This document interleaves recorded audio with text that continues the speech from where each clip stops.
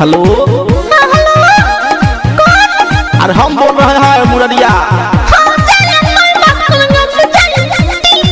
अरे अरे रुको रुको फोन काट रहा हूँ का। अरे मत काटो सुनो ना। अरे पहले हमारी बात सुन लो। बात करो बोले मिलने आया न करो। बात करो बोले मिलने आया न करो। काट के तू फोन तोरो आया न करो। अरे काट के तू फोन तोरो आया न करो। फोनमा मत काटो हमार बातवा सुनो। फोनमा हम ही ना दिए थे लोनमा पर।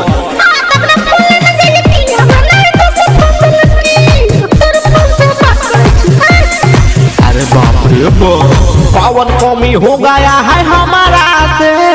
बोला कहाँ से है कि हिलामा कहाँ से। बोलो पावन कमी हो गया है हमको से। बोलो रानी बोला का खिलामा को से। टाइम मेरा यूं तुम जाया न करो। टाइम मेरा यूं तुम जाया न करो। काट के तू फोन तोरो पाया न करो। अरे काट के तू फोन तोरो पाया न करो। अच्छा चलो ठीक है तुम रुसल है ना। मान जाओ कुछ खाएगी पिएगी बोलेगी तब ना।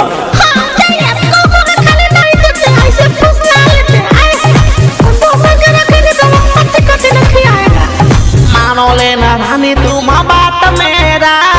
करता हुआ दाम खिलंदा केरा। मान लेना रानी तुम बात मेरा। करता हुआ खिलंदा